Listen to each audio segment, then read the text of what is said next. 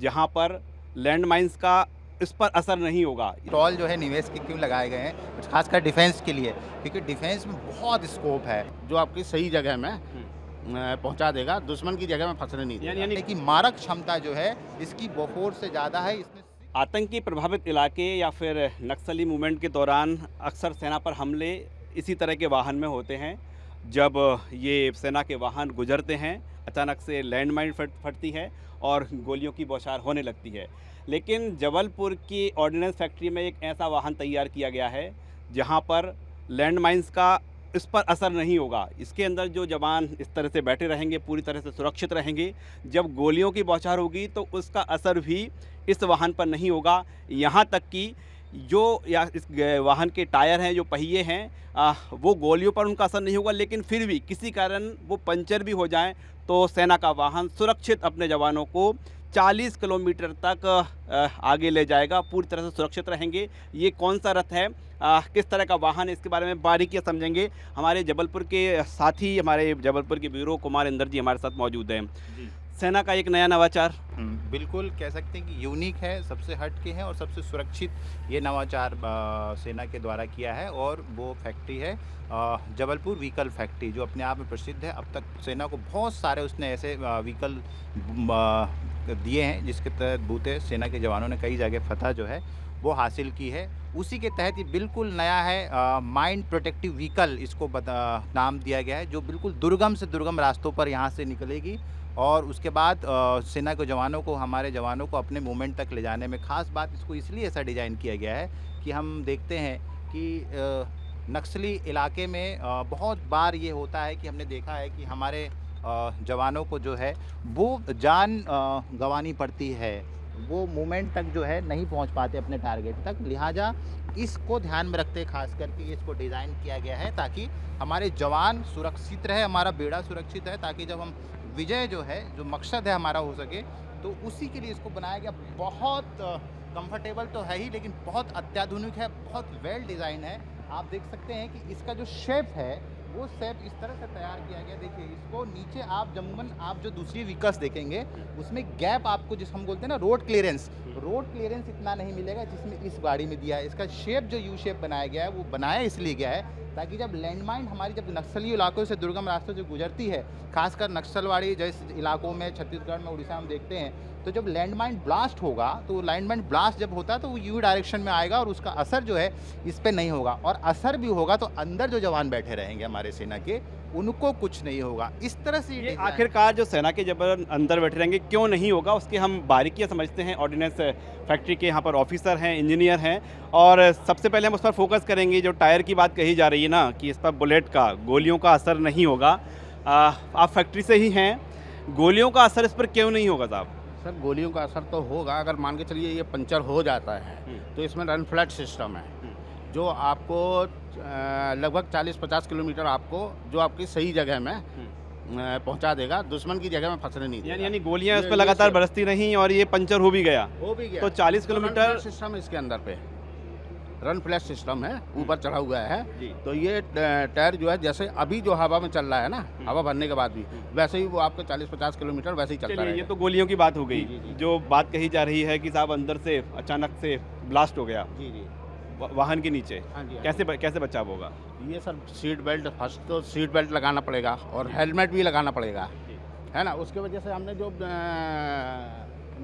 Furnishing है, इसमें 4 mm का वो गद्दा टाइप का जो है ना, ब्लैक वाला, वो लगाया हुआ है कि अगर टच भी हो जाए तो असर ना हो कहीं पे भी। गोलियों का इस वाहन पर असर होगा कि बुलेट प्रूफ है? बुलेट प्रूफ है सर, बुलेट प्रूफ वाहन है। हाँ जी। सबसे अधिक इस्तेमाल कहाँ होगा इसका? इसे सर जम्मू कश्मीर, अपने नौसेना वगैरह, ये सब जहाँ पे है। और CRPF को भी हमारी सप्लाई है, आर्मी को भी सप्लाई है। CRPF को भी सप्लाई होना शुरू हो गया है, आर्मी को भी सप्लाई होना शुरू हो गया है। और आत्मनिर्भर सेना की जो बार बार बात कही जा रही है, इंदर जी इसकी कांच की विशेषता भी बताना बहुत ज़रूरी है। ये जो कांच लगा है ना, ये नॉर्मल कॉच नहीं है, ये 3.5 इंच थिकनेस है इसकी। इसको कई सारे मल्टी लेयर्स में अलग अलग केमिकल से बनाया गया है, ताकि जब गोली इसमें जाए, यदि 40 mm की भी गोली जाती है तो गोली आर पार ना हो, गोली कांच को यदि ब्रेक भी करेगी तो अंदर जो इसके लेयर्स है, थिकनेस है, उसमें वो गोली फंस जाएगी, अंदर गोली नहीं जाएगी। तो बहुत सोच के, बहुत प्रैक्टिकल करने के बाद इस सेना को इसको बनाया गया है। सीआरपीएफ ने इसका सबसे पहला ऑर्डर लिया है और 160 से ज़्यादा वाहन जबलपुर से सीआरपीएफ ने इसको बुक किया। उस बेड़े में कुछ गए हैं, कुछ जाने वाले हैं। और आर्मी सारे विंग्स, जो अलग अलग विंग है हमारे सुरक्षा डिफेंस के फैक्ट्री, उनके इनके ऑर्डर इनको जो मिल रहे हैं। ये बात इस व्हीकल की हुई। इस व्हीकल के अलावा भी राकेश जी हम यहाँ इस क्लस्टर में दिखाएंगे, बहुत सारी चीज़ें हैं। देखिए, चलते हैं अपन आगे और देखते हैं कि क्या क्या यहाँ पर खास चीज़ें जो है वो यहाँ पर बनाई देखिए, गई। इससे पहले हम आगे चलेंगे और इस जिस रथ की बात हम कर रहे हैं, ये इसे नाम दिया गया है युक्ति रथ, जो अब सेना के बेड़े में शामिल हो रहा है, होने जा रहा है। और सबसे खासियत ये है कि जब सेना पर अचानक से हमला होता है या ब्लास्ट होता है या गोलियों की बौछार होती है, तो ये रथ कम से कम 40 किलोमीटर तक सेना के जवानों को, सेना के अफसरों को सुरक्षित आगे 40 किलोमीटर तक ले जाएगा। इस रथ की ये खासियत यही होगी। चलिए और आगे समझते हैं कि जबलपुर में डिफेंस के क्षेत्र में जो निवेश आ रहा है, किस तरह का निवेश रहेगा और इसके साथ ही जबलपुर रक्षा क्षेत्र में क्या नवाचार कर रहा है, वो भी हम समझेंगे। जी इंदर जी।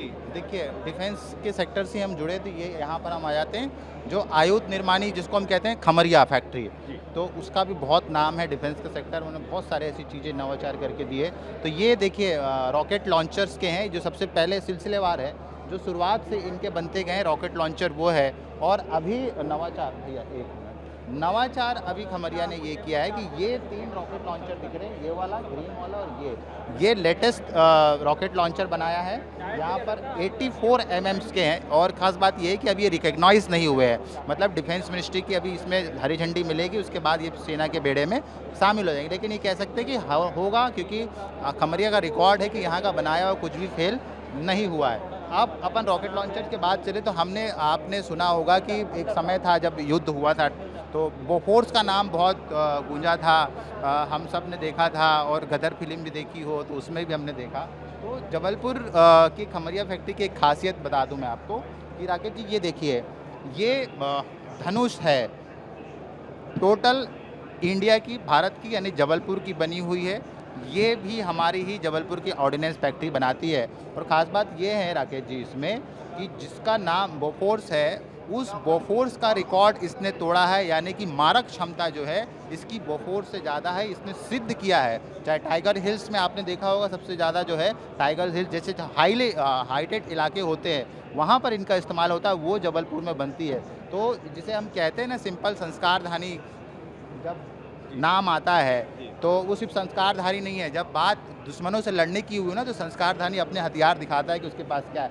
ये देखिए, ये तो डेमो था, ये उसी बोफोर्स के जो पाइप होते हैं जिसमें से गोला निकलता है, ये वो बोफोर्स के पाइप है। और ये भी सारी चीज़, खासकर बताऊं, एक एक पार्ट इसका यहीं पर बोफोर्स का बनता है।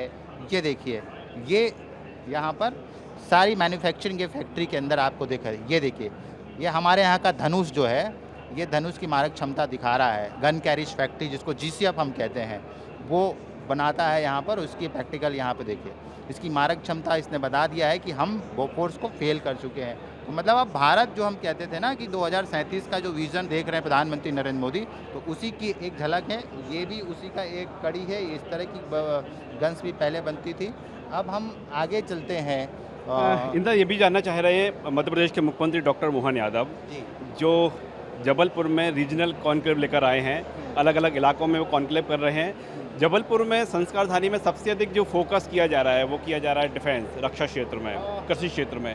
तो निवेश की क्या क्या यहाँ पर संभावना है? देखिए, निवेश की यदि बात किया जाए ना, तो निवेश के लिए तो डिफेंस का तो आप देख रहे हैं कि आपको समझ में आ गया होगा इतने सारे इंस्टॉल जो है निवेश के क्यों लगाए गए हैं, खासकर डिफेंस के लिए, क्योंकि डिफेंस में बहुत स्कोप है। और आप जानते हैं कि हमारी सेनाओं को जिस तरह से सीमाओं को सुरक्षित किया जा रहा है, उसके लिए बहुत ज़्यादा ज़रूरत है। सबसे ज़्यादा ऑमनेशन जो सप्लाई होता है, उसमें एक जबलपुर बहुत बड़ा भूमिका निभाता है। और यहाँ पर बहुत ज़्यादा स्कोप है, बहुत सारा स्कोप है डिफेंस के सेक्टर में। ऑलरेडी पूरी जो डिफेंस फैक्ट्रियाँ एजेंसियां हैं उनका 80,000 करोड़ का इन्वेस्टमेंट जबलपुर में, और सरकार ये चाह रही है कि इन्वेस्टमेंट और डबल हो, ट्रिपल हो, और यही चाहती है कि उनको इन्वेस्टर्स को ला रहे हैं मुख्यमंत्री मोहन यादव।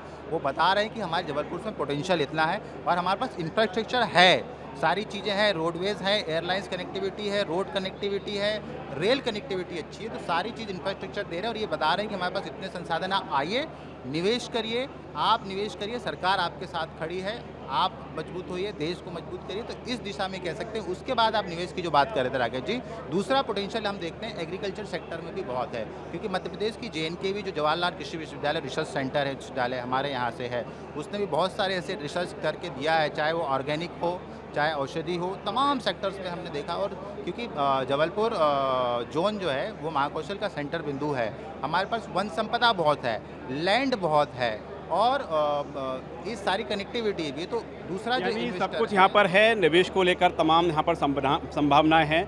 लेकिन जबलपुर में हो रही रीजनल कॉन्क्लेव में जो आकर्षण का केंद्र बना हुआ है वो डिफेंस सेक्टर बना हुआ है, रक्षा क्षेत्र बना हुआ है। हमारा पूरा भारत आत्मनिर्भर कैसे होगा उसकी झलक यहाँ देखने को मिल रही है कि ना सिर्फ भारत, ना सिर्फ मध्य प्रदेश, बल्कि हमारा जो सेना का क्षेत्र